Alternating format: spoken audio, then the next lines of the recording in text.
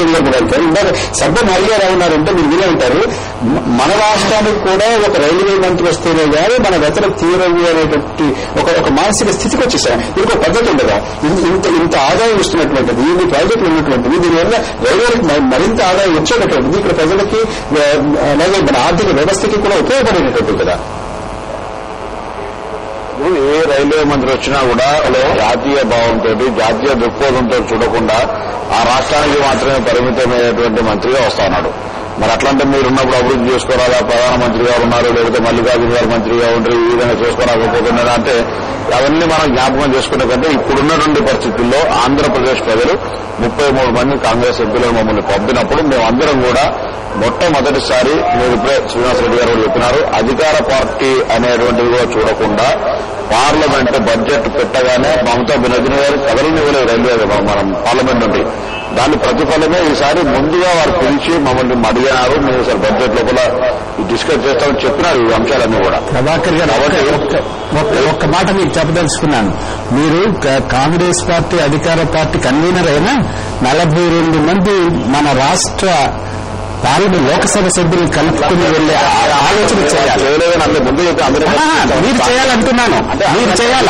లేకుండా కూడా మేము అందరం కూడా నేను నామానాగేశ్వరరావు గారు ఫోన్ రిక్వెస్ట్ చేస్తాను, నేను డిస్ప్యూట్ లేదు. అందరం కలిసే చేసినప్పటికీ మేము మాకు కొద్దిగా వెసులుబాటు నామానాగేశ్వరరావు గారు మాట్లాడలేము అనేటువంటి వివక్ష లేకుండా మేము కూడా మమతా బెనర్జీ గారిని parliament not only central hall నిలదీశాం. కాబట్టి ఈ రోజు ఆమె కూడా ఆలోచన చేస్తాం, ఆంధ్రప్రదేశ్ కి ఈసారి ఇవ్వకపోతే బాగుండదు అని ఒక భయం, అంటే ఒక అటువంటి ఆ పరిస్థితికి తేగలిగినాం మేము ఈసారి అడిగారు. కాబట్టి తప్పకుండా ఆంధ్రప్రదేశ్ కు మంచి న్యాయం జరుగుతుంది. ప్రభాకర్ గారి మాట్లాడినా మల్లిరెడ్డి గారు మాట్లాడినా ఆడియో గాడిలో నా కాన్ఫిడెన్స్ ఎందుకు ఉందంటే మేము పోయినసారి చేసిన ప్రెషర్ ఈ బడ్జెట్ ఉపయోగపడుతున్న పూర్తి నమ్మకం ఉంది అట్లా అడిగారు. ఇప్పుడు పన్నం ప్రభాకర్ గారు మాట్లాడి నాకు ఒక్క సెంటెన్స్ కూడా వినపడలేదు. కానీ మైసూరారెడ్డి గారు చెప్పిన దానికి నేను చెప్పిన దానికి కరెక్ట్ గా సరిపోయింది. మీకు చెప్పాను కదా ఎందుకు మంత్రిని అడిగామనంటే అక్కడ సిస్టమ్ అట్లా ఉంది. రెండోది ఇంకొక ప్రధానమైనటువంటి ఒక చిన్న పరిస్థితులు అక్కడ భిన్నంగా ఉంటున్నాయండి. రాష్ట్రానికి సంబంధించి ప్రాజెక్టులు ఈ రాష్ట్ర ముఖ్యమంత్రి తీసుకెళ్లి సబ్మిట్ చేస్తే పార్లమెంటు సభ్యులు రైల్వే మినిస్టర్ని కలవడానికి వెళ్లేటప్పుడు 42 పార్లమెంటు సభ్యులు ఎవరికి నచ్చినవి ఆ ప్లాట్ఫామ్ కి ఆ స్టేషన్ కి సంబంధించి మనిషికి 4-5 పెడుతున్నారు.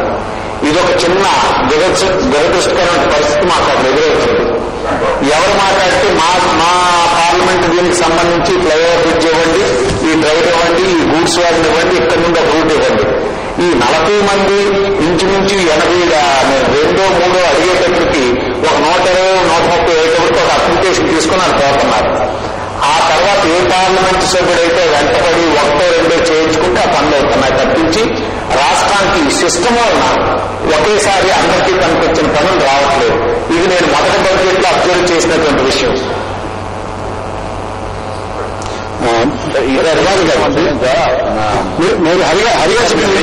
రైల్వే మంత్రి గారిని మాత్రమే కలవకుండా కింది స్థాయిలో కూడా పరిశీలన చేశాం. సహాయ మంత్రి కలిశాం, రైల్వే బోర్డు చైర్మన్ సర్కార్జీ వారిని కలిశాము, ట్రాఫిక్ సైడ్ కలిశాము.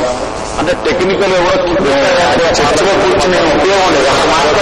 అటువంటి ఆలోచన లేకుండా ఒక డెలిగేషన్ ఆఫ్ పార్లమెంట్ గా అందరూ కూడా కలిసి మీకు చెప్పడం జరిగింది సార్ ఆంధ్రప్రదేశ్ పరిస్థితి ఇది అనేటువంటి చెప్పడంతో పాటుగా కన్సల్టేటివ్ కమిటీ మెంబర్ గా మేము చెప్తాం ఆంధ్రప్రదేశ్ కు అన్యాయం జరిగింది, మీరు అన్యాయం జరగకుండా చూడండి, ఈ ప్రాజెక్ట్ ఆపేటట్టు అది మా సీఎం గారు ఇచ్చినారు.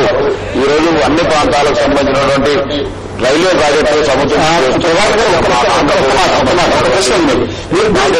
ఇంతసేపు మేము కలిసాము, సమిష్టిగా కృషి చేసాము, మేమే కాకుండా ఇతర పార్టీల వాళ్ళు కూడా కలిపి 42 మంది కూడా వెళ్ళాం అందరూ అంటున్నారు కదా.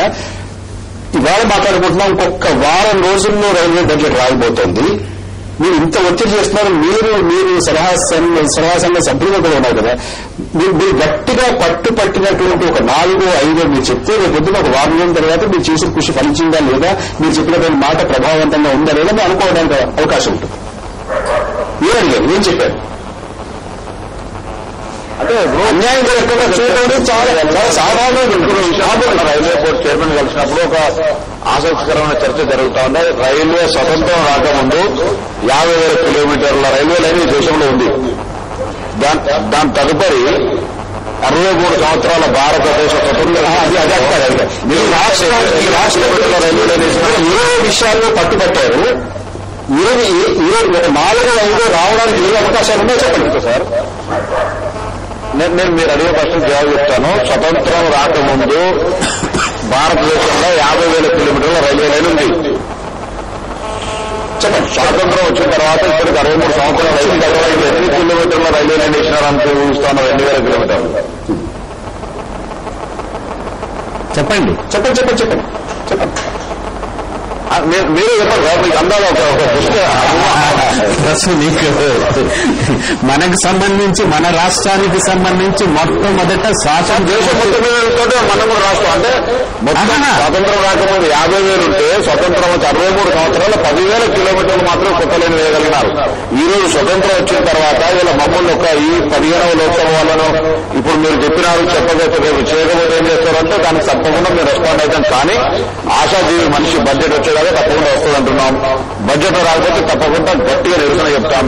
ఇంకొకటి కూడా మీకు స్వతంత్రం వచ్చినప్పుడు ఇప్పటి వరకు ఏదైనా ఆంధ్రప్రదేశ్ ప్రాజెక్టు నడికుడు భీమనగరే ఇలాంటి వరకు పూర్తి కావడానికి అంటే ఇప్పటి వరకు ఎన్నిక కాబట్టి పార్లమెంట్ సభ్యులు అందరూ వాళ్ళ ఎఫర్ట్స్ పెట్టినా కూడా ఇంతకుముందు మా సోదరుడు సబ్బవారి గారు చెప్పినట్టుగా లేదా మైసూర్ రెడ్డి గారు చెప్పినట్టుగా ఈ రాష్ట్రానికి ఒక రైల్వే మంత్రిగా వచ్చి మొత్తం సమస్యలు పరిష్కరిస్తే తప్ప ఎంపీగా ఇద్దరు కలిసి కూడా మేము చేయలేకపోయేదంటే మరి మేము నిజంగా కూడా ఆంధ్రప్రదేశ్ ప్రజలకు క్షేమం ఇవ్వాల్సిన పరిస్థితిలో ఉన్నాం. అంటే అనుమానం లేదు, అంటే మామాటం కూడా లేదు. సభారి గారు మీ ప్రధానిగా చెప్పిన వినపడకపోతే నేను ఒక 2 వాక్యాలు ఆయన చెప్తాను. ఆయన ఏమంటారంటే 50-60 సంవత్సరాలు స్వాతంత్రం వచ్చిన తర్వాత పెద్దగా అదనంగా వేసినటువంటి కిలోమీటర్లు ఏమీ లేవు రైల్వే లైన్లు అని అంటున్నారు.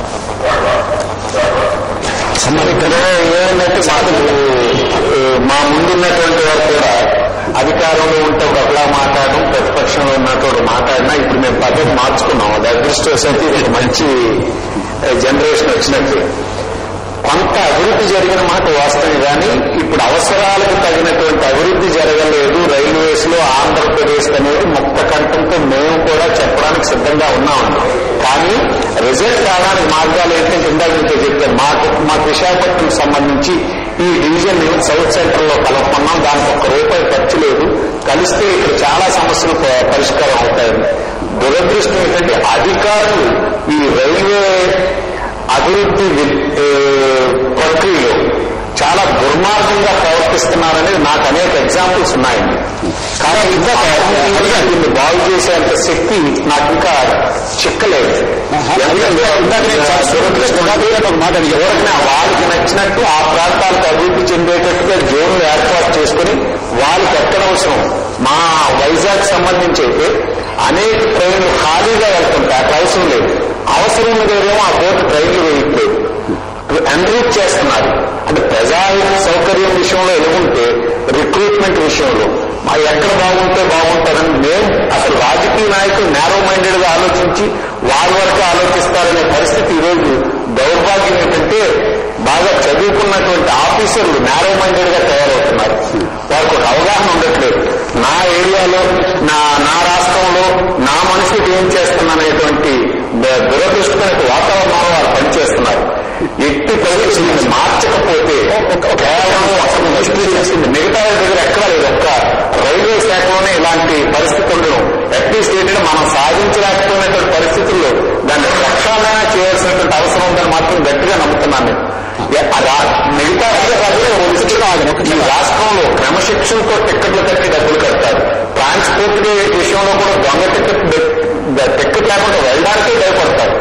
ఎక్కడైతే రవాణాలో ఒక్క క్షణం హరిగారు, శ్రీనివాస్ రెడ్డి గారు ఇప్పుడు వాటిని చాలా ఇప్పుడు ప్రభాకర్ గారు చెప్తున్నారు, సభ్యవారి గారు చెప్తున్నారు, మైసూర్ రెడ్డి గారు చెప్తున్నారు. అంటే వీరందరూ కూడా మొత్తానికి ప్రతిపాదనలు ఇచ్చారు, ఒత్తిడి చేస్తున్నారు, కలుస్తున్నారు. ఏం జరిగే అవకాశం ఉంది అంచనా?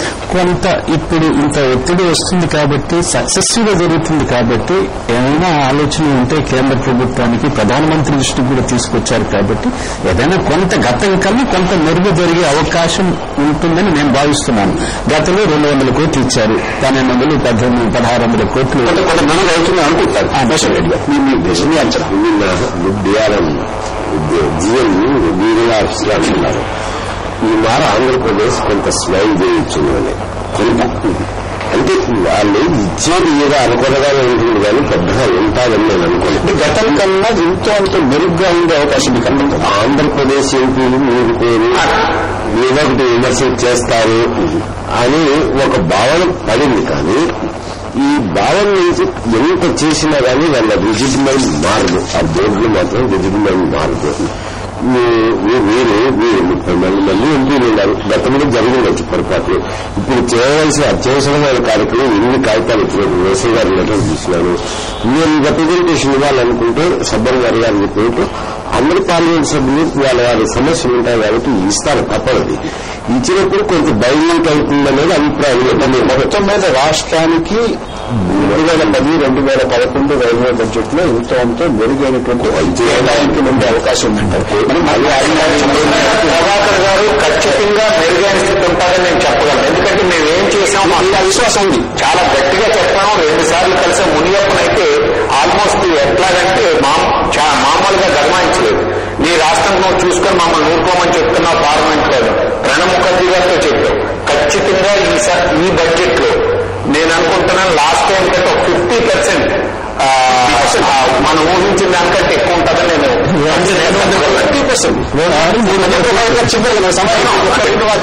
డిమాండ్ లాస్ట్ టైం యాక్చువల్ 200 మీరు కోట్లు అంటున్నారండి. ఇది 690 కోట్లకు వచ్చిందండి. మొట్టమొదటి 250 కోట్ల బడ్జెట్ తర్వాత సవరించి ఈ స్టేషన్స్ గానీ కొత్త లైన్స్ గానీ ఇచ్చినటువంటిది సుమారు 600 కోట్లకు వచ్చింది. సో దాంట్లో ఇంకో 200 శ్రీనివాసరెడ్డి గారు, పొన్నం ప్రభాకర్ గారు, సభ మారి గారు మాతో చర్చలో పాల్గొన్నందుకు అందరికీ ధన్యవాదాలు. నమస్తే ఆంధ్రప్రదేశ్.